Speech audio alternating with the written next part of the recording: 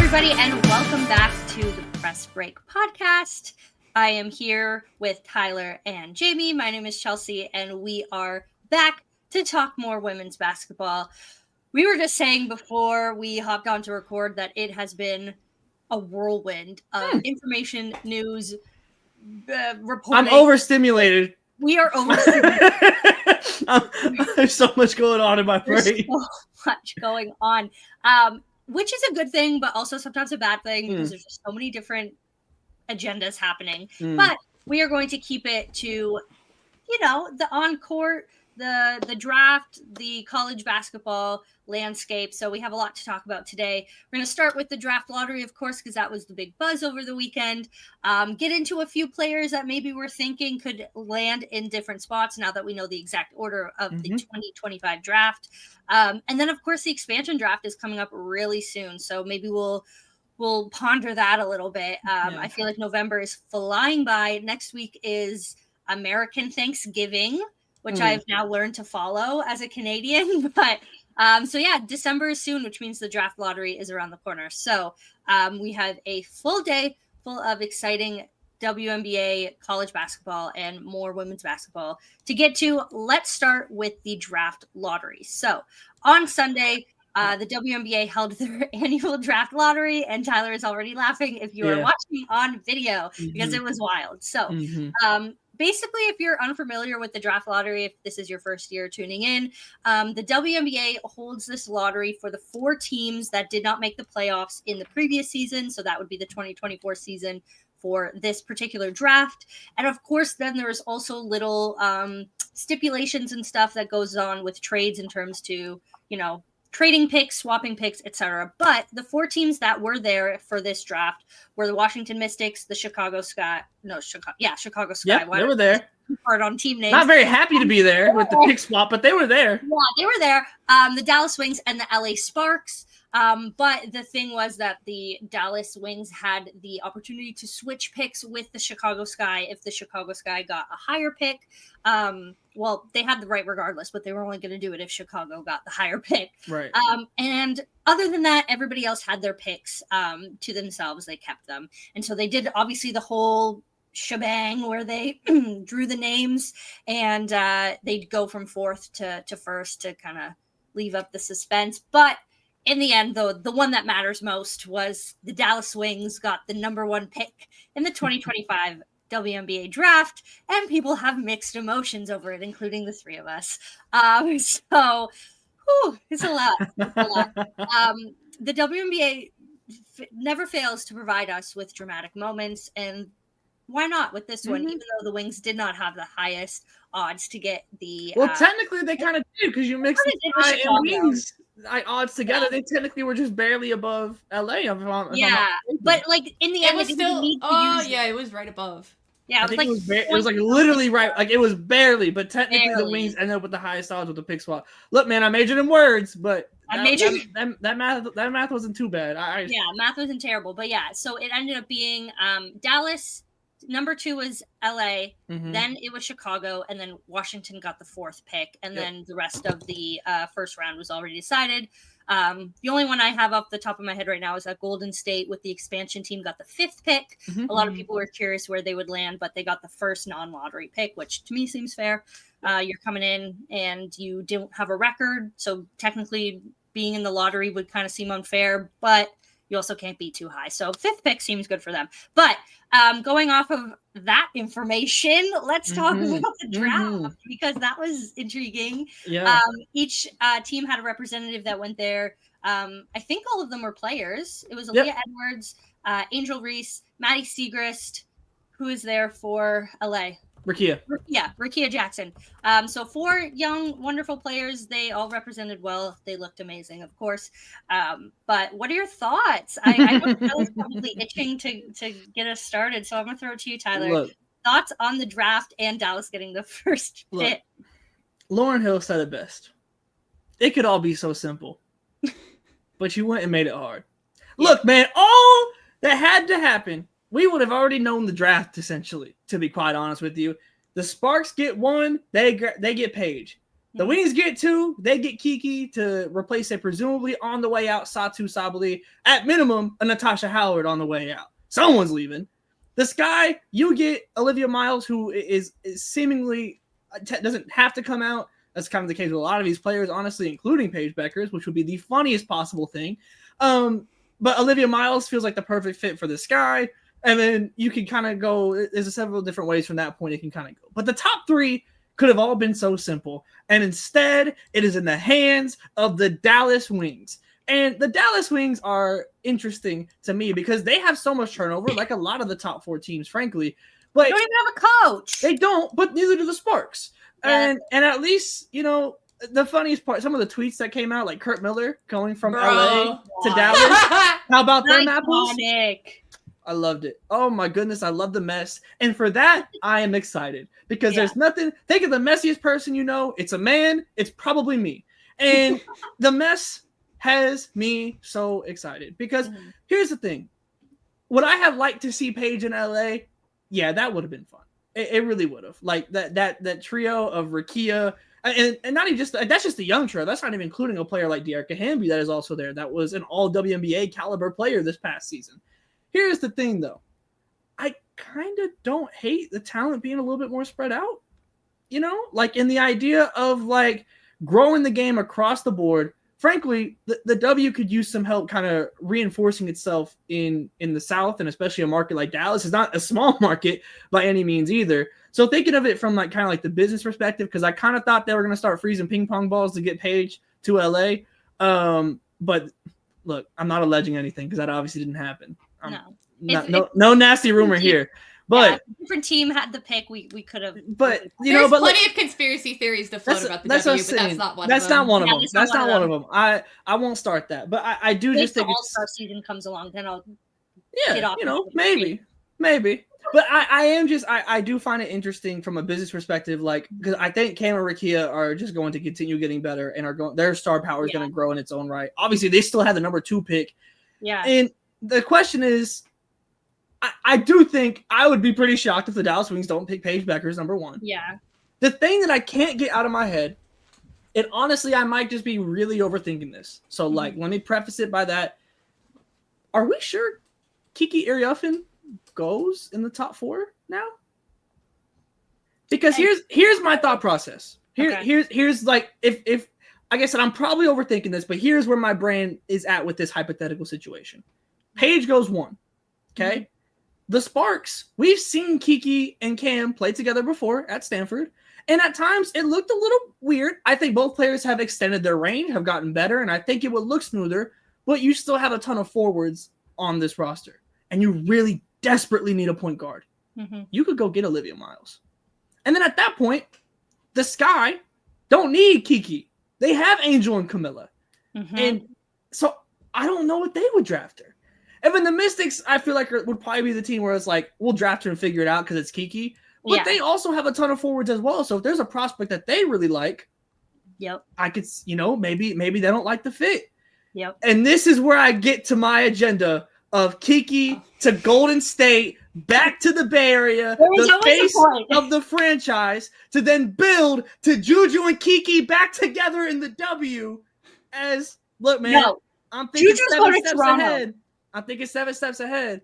But no, in all seriousness, I would be shocked if she doesn't go there. But just the chaos that this brings to wrap up my point, I'm been talking for a second. True. But like, it's so chaotic now. It really is. Chaotic. And when like you said, it could have been so easy because LA needed a point guard, Paige Bueckers. And like there's a debate of whether she's a better point guard or a shooting guard, whatever. It's Paige Bueckers. Regardless, they need a guard. So it don't matter what she plays, to be quite honest. It doesn't matter. And then Dallas definitely needed a Kiki. And so like that just like it worked so well in people's heads. And now you get to the point where like, does Dallas need a point guard? No, but like but I think they do.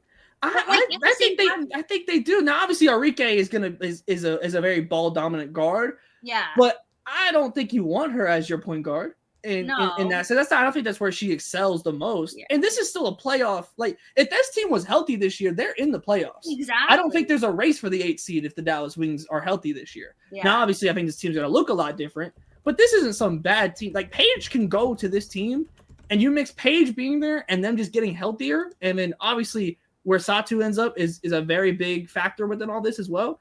They should be a playoff team. Yeah, that's true. I think my biggest beef with Dallas getting the number 1 pick is just like the vibes.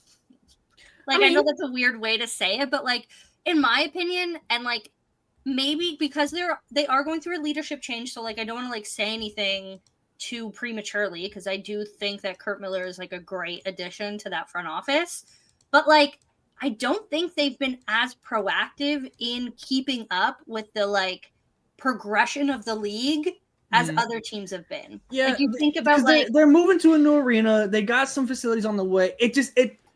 To me, it doesn't seem.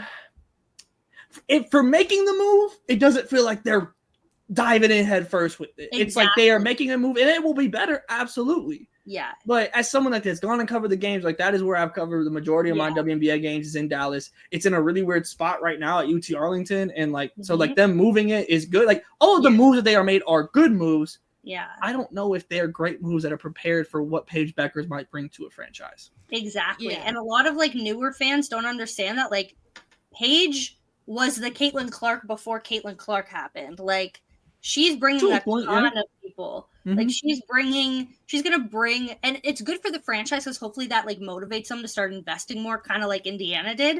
But like, I don't know. I'm just like, for me, it doesn't move me as much as it would have. Like, I know the team situation is similar in LA, but it's like, I just wanted her to end up with a team that was, and I mean, who knows what's going to happen, but I don't know. I was just like, I was like the vibes. I will say my thoughts on Dallas specifically having pick number 1 is that we will see immediately whether at least the addition of Curt Miller is making significant changes to the way that things are being done, or if it's kind of more of the same.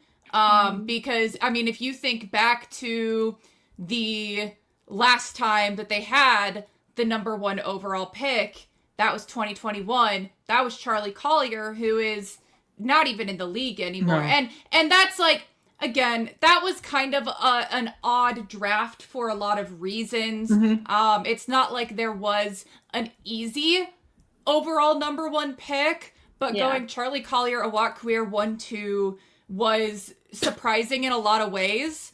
And I mean, it was, I think, kind of indicative of what their strategy was going to be for the next several years, which in a lot of situations which strategy was get the tallest players available. Yes, and they had like 7 of them on the roster, and I'm like, and it's been extremely bizarre. And so that obviously needs to change. As you guys were saying, the makeup of the team needs to and will change significantly. I do wonder what kind of moves are to be made.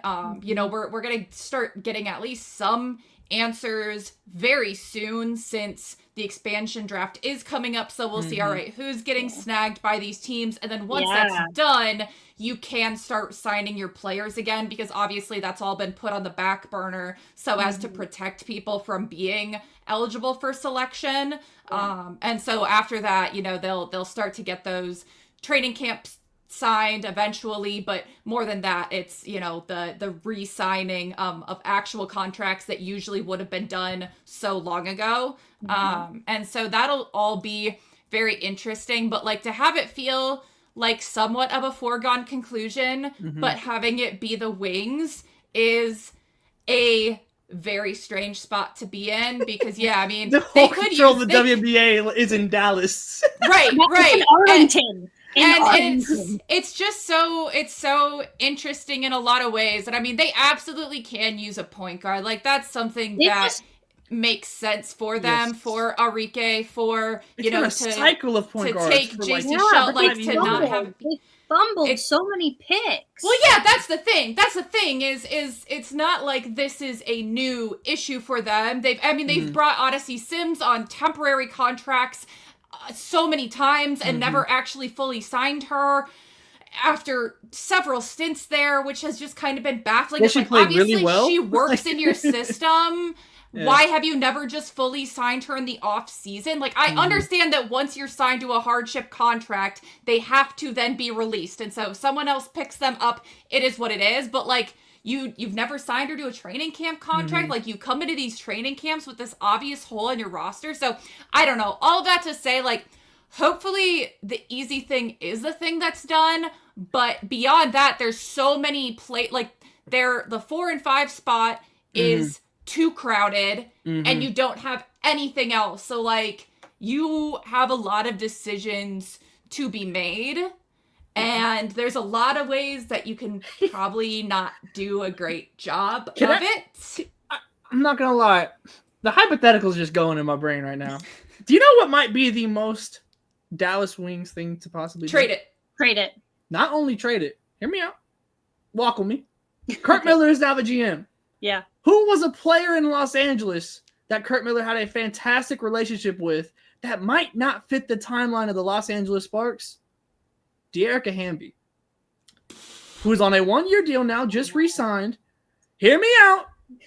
De'Arica Hamby and the number 2 pick for the number 1 pick.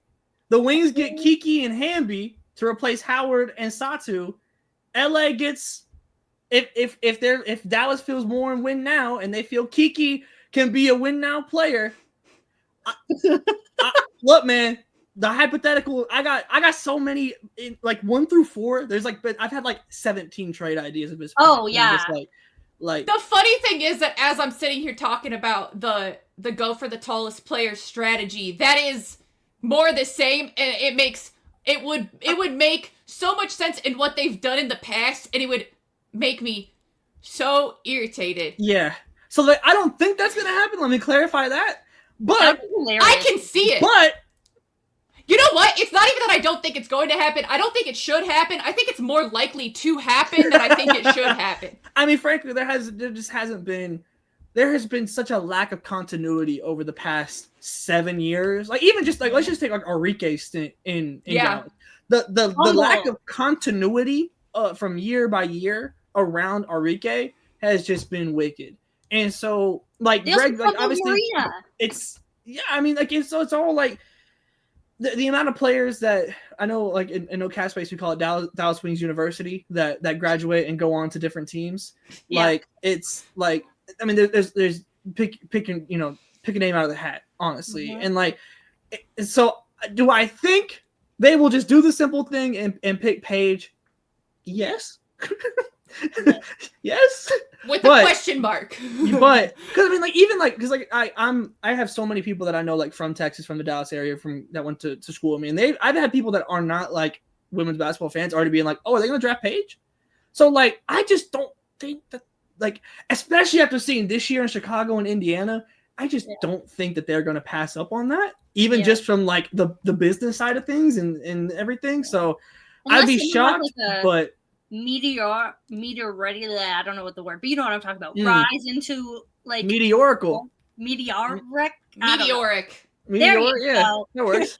Half the podcast is us just trying to figure out how to say that word. But anyway, unless someone in that like range, like a 1 to 6 current range, has like a rise to they're scoring like 50 points a game, like I don't think anyone else is really knocking Paige off of the number 1. But I do like the trade it option is intriguing to me. I can see them really just going after a bag, and like I can see Kurt picking up those phone calls, because like you think about it, and the draft has become less of a what your team needs and more of a next best available, especially when it comes to like marketing, because all of these players are coming in with huge like not only NIL rosters, but like huge fan bases and huge whatever.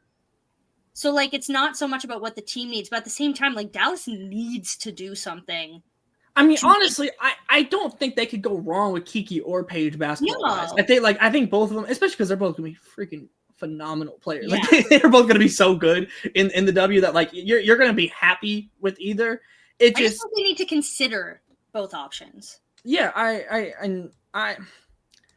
don't know. I'm preparing for chaos, and like We'll see, and especially because the W is just not a very flexible league in terms of player movement in like with trades and whatnot. It's just not. So like I'd be interested in seeing if we see a team just throw a ton of picks, and it's like they go in on this draft and kind of throw away the next couple drafts, and I could see some teams that see these next couple drafts and like I wouldn't mind a little extra ammo for those drafts, you know. So there's it's gonna be very interesting just strategically and seeing like, is there a team that goes all in on this draft as opposed to 26, as opposed to 27? And because you also could have people that say, all right, let's kick the can down the road a little bit, knowing that if these are players that we're planning on having to develop a little bit, it's really hard to invest those resources right now, knowing that you would then have to protect them in another expansion draft, or end up not protecting them and potentially lose your investment. And so it's a really tough time to have like,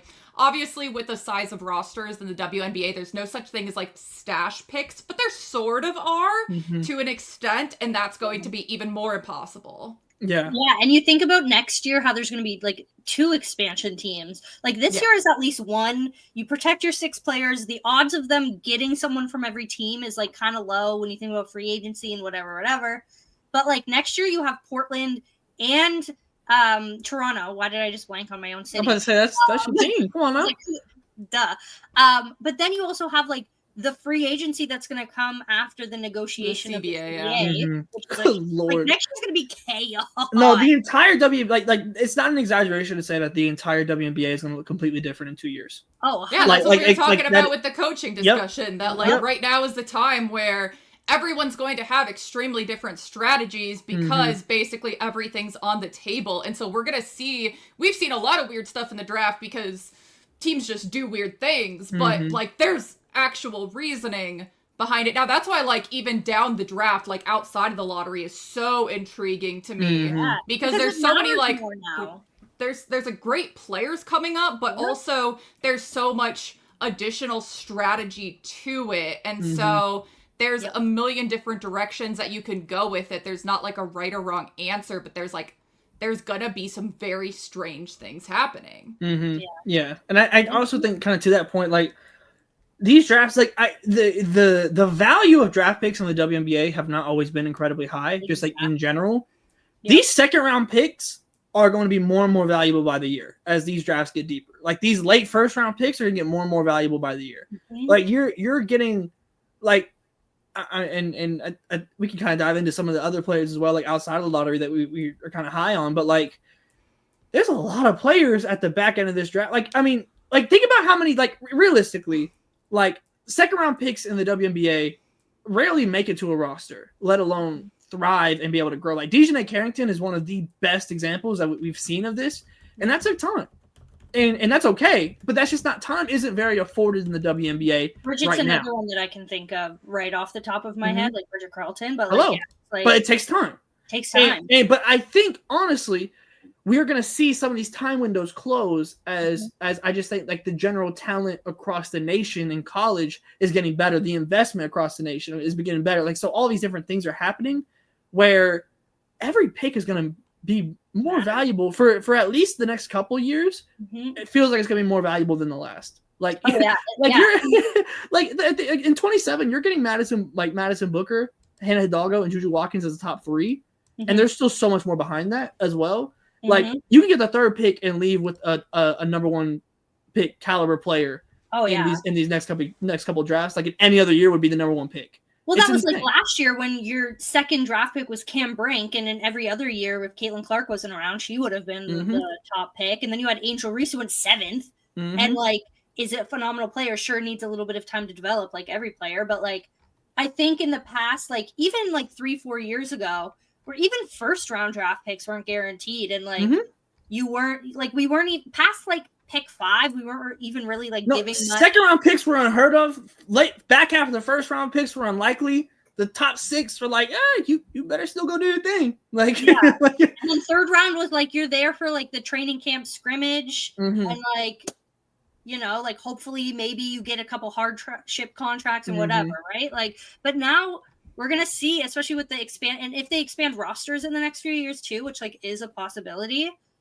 The draft's going to be huge. So these trades that are going to happen are Like there's really some trades that we might end up looking back on and being like, why did you do and that? Now you have some weird stuff. So like I always get made fun of by my friends, by my husband, because I have no ability to hide what I'm thinking on my face. And so a second ago, as y'all were talking, I saw your, I'm not gonna lie, I saw expression.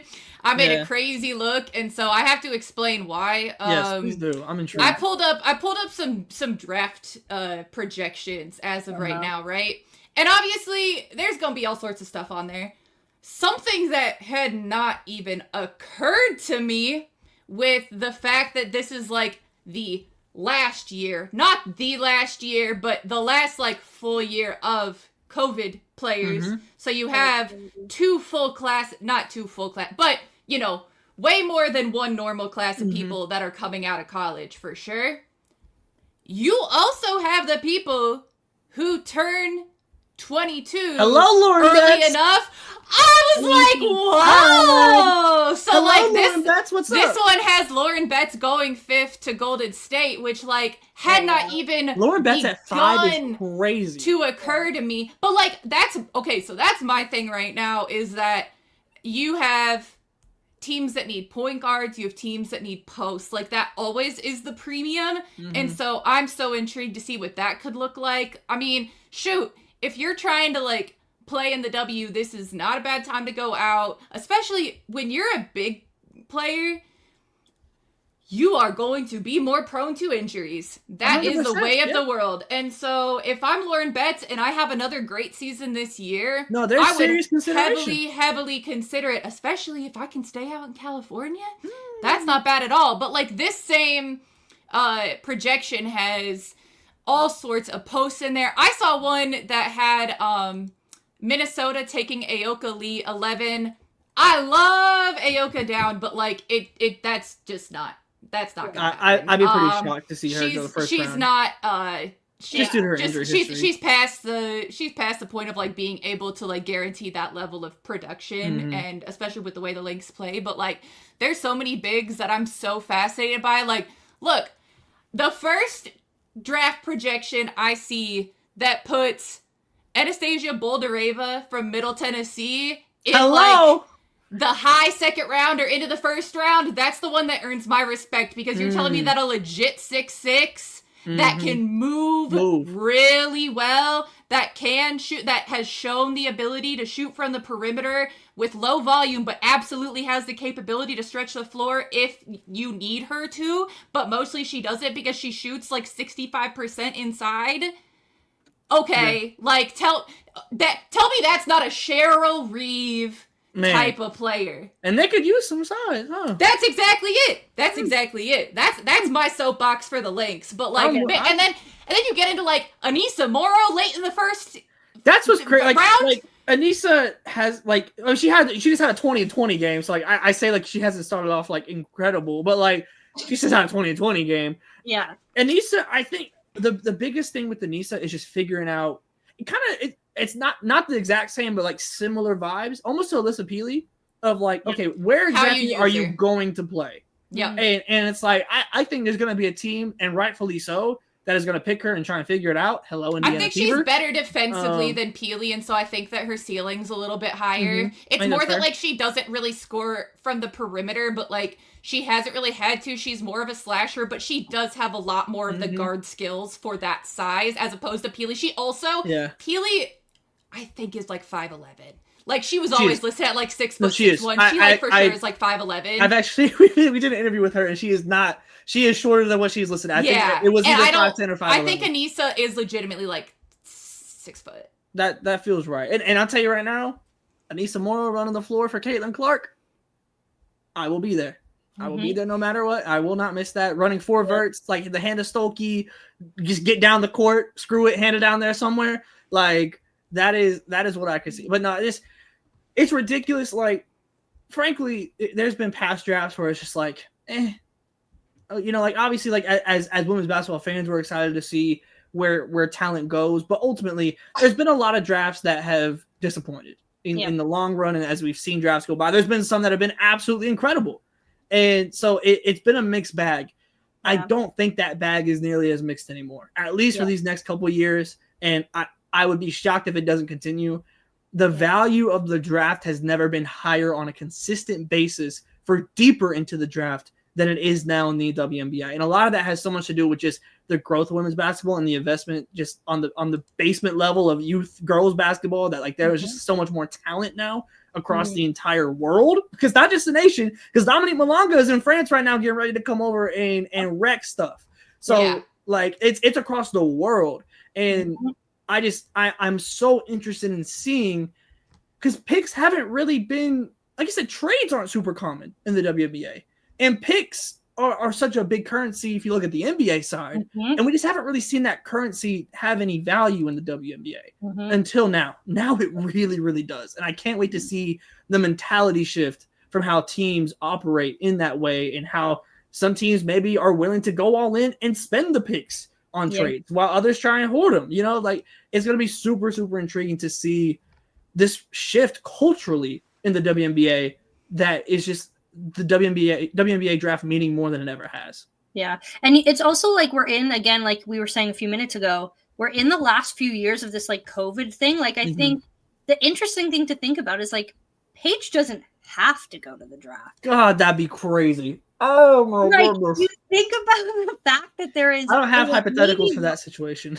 1% chance that she just decides, screw it, I'm going to go another year, which don't get me wrong, I don't think is going to happen, but that's a possibility. And then you think of all these names on this list who have eligibility. AZ Fudd is one that has eligibility. She's been super injured. Maybe she doesn't end up going. So that just bumps up everybody else. Because right now I just saw a projection that put AZ third, which I think I've always been high on her. But yeah, okay, Mr. Hater over here. Whoa! Don't throw around the H word. I'm kidding. Whoa! She's been in our YouTube comments. Oh my goodness! Don't throw around the H word. What you're talking about? Yeah. No. If I'm I'll own up to it. I'm not a hater on that. No. I'm just.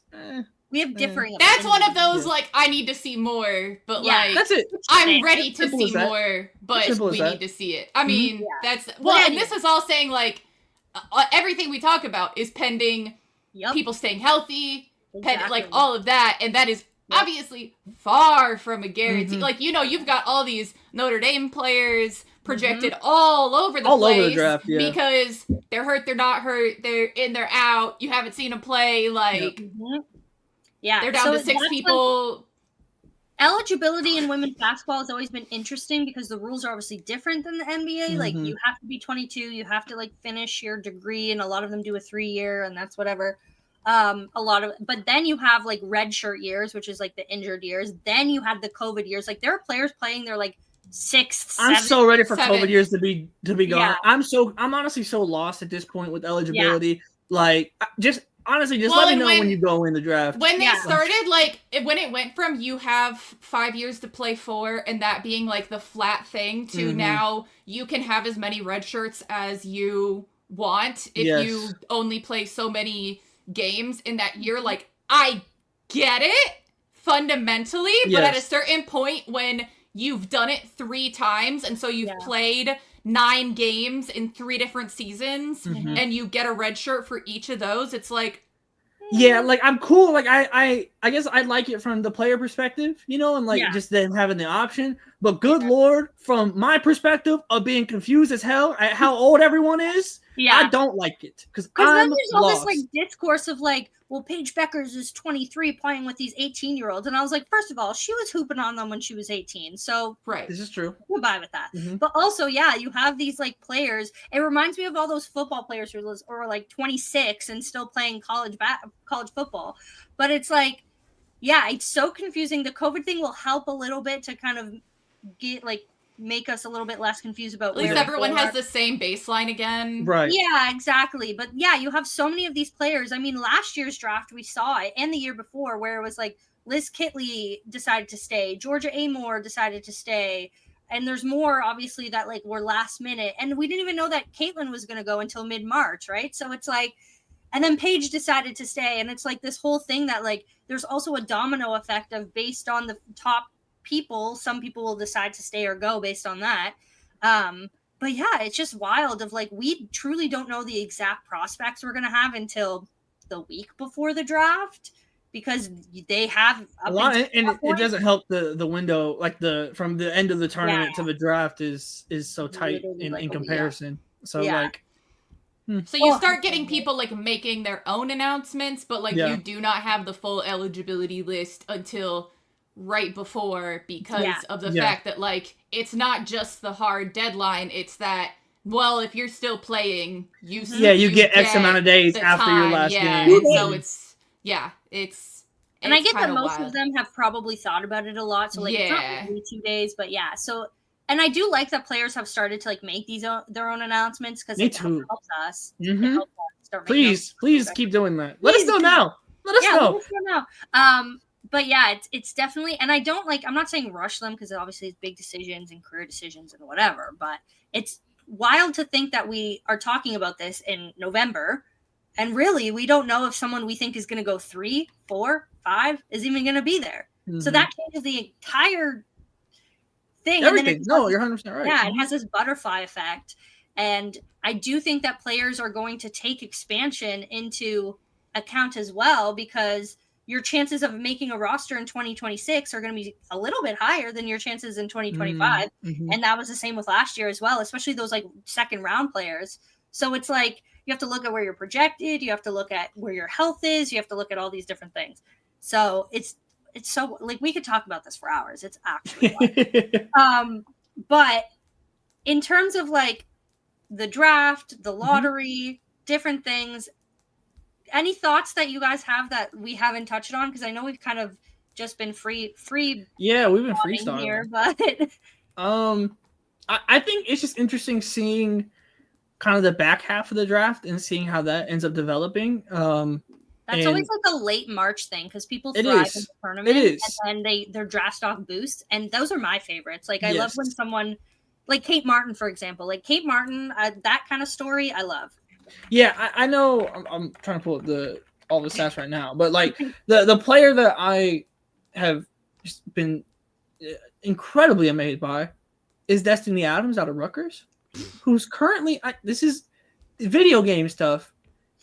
27 points per game for second in the country and 14 rebounds per game for first in the country. Like, hoping. And that is a player that has the potential to that wasn't like like last year she averaged 15 or about 16 and 8, give or take. Like this is not obviously a very solid player. Not this player. This is an evolution that I was not anticipating. I'll admit it. Caught me off guard, and to that point, she's been so efficient too. Yes. Like, and it's not just that like she's playing more than other people. Like when you go into because I always look at both per game and then per 40. So like that's what's convenient about having our friends here, her hoop stats. Hello. But like you go in and she's 6th in the country in points per 40. Like she's at 38.7 points per 40. Like she's doing the thing. She's at 20 rebounds per 40. Like that's absurd. It's not just that she's playing more minutes. She has a 40% usage rate. That's 8th in the country. And so the fact that she's shooting just under 50% with a 40% usage rate, like again, it'll be interesting to see against slightly higher level competition, but like it is not easy to do that against anybody. So it's I'm gonna be so intrigued. Yeah, I'm like she is a player that I could player efficiency rating in the country. Come on, bro. She's over 50. That's not normal. That's not normal. I don't care who you're playing against. That's not normal. So I completely agree that let's see some different tests. Obviously, you're gonna have some conference opponents that got some big names in their own right that will be able to kind of prove herself against, and that this is for real. But even now, like I doubt that this was frankly a player that most WNBA teams had like pinpointed, like, okay, we got to watch her. You can't ignore those stats. Yeah. That's not something you can ignore. So when it comes to rising up the draft boards, like I said, it's very early and like we'll have to see how it continues. But right now, I don't think anyone has done better from last year to this year for raising their draft stock than Destiny Adams has from Rutgers. Like it's been ridiculous. Yeah. I mean, for me, I mentioned Anastasia Boldereva, but like, you just have to remember like the things that you can't coach, the things that you know are placed at a premium, and a lot of that is height and skill at height. And so, I mean, you think about how Stephanie Suarez was picked in a lottery pick just 2 years ago after playing 13 games at the D1 level, because she demonstrated, okay, she can move, she can, you know, she has this height, she has this versatility to her, and obviously still been kind of rehabbing, still trying to figure out exactly where she lands there. And part of that is because she's been in Dallas, where there's so many bigs that she was played at the 3. Like, let's pick up some calls there too. Anyway, phone's going off right now. Is what the main but I mean, Boldereva, I think the fact that like I haven't really seen her in any draft projections is like a little bit weird to me, just because she is so unique. Like, she is so big and so agile. So that's something that is, I mean, that's what we see in like these overseas picks a lot of the time. And so just because she isn't like a 40 points per game scorer, she scores 17 a game, she shoots 60%, like, it's because they have a very good balanced team. And then, you know, they're just going to be so many other players that you don't know whether they're going in, you don't know how they're going to produce here in conference play, but just the ones that you start hearing the whispers of, you know, of the exactly like a Destiny Adams, those kind of players. I think we're going to get a lot of that here in the next week or two when we get some more like maybe just out of the top 25 matchups, things like that, where people start actually picking up some of that attention with better competition, because so far we just haven't had a ton of like really contentious matchups across the board. This is kind of where I feel like the second round, also like kind of to the point I was making earlier about how it's just being deeper. Like, these feel like players that you might look and be like, in 2 years from now, be like, how were you picked in the second round? Because maybe the school name value didn't carry the weight, the opponents didn't carry the weight that maybe the, you know, WNBA teams wanted to see. These feel like players that potentially we could look back in 2, 3, 4 years and be like, how were you not a first round pick in this draft? Yeah, for sure. That's where things like the tournament and like conference play or whatever come into play here. And especially because they're both later in the season, you can kind of like raise your stock 100%. literally at the recency bias is real. Like it is, you know, like it, like as in playing in big games, single elimination games, like that is understandably to me valued. So like it's absolutely like that is make or break time. But the foundation that, I mean, really both the players that we mentioned have been able to lay over the, especially with this season, like it's, I mean, you're setting yourself up for success in those games right now by putting up the numbers that you are in the moment. For sure. Oh man, what an exciting time to be a women's basketball fan, as we say every week.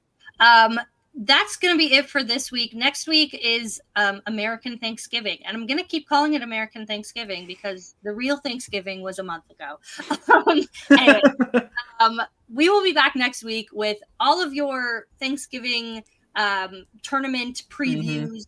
We also big games. We also have some boots on the ground happening this week, so we'll get some in-person reactions from some of those. And of course, I will be stuck in cold Canada. We'll see what happens here. Maybe I'll be able to report something fun. But anyway, thank you so much for listening to the Press Break Pod. Chelsea, Jamie, and Tyler are here. We're on social media, but also make sure to subscribe to Her Hoop Stats.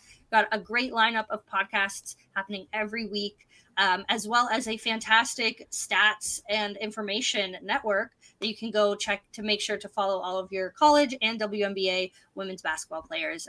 Such a great resource for following your faves. So make sure to tune in next week, and we'll see you next time.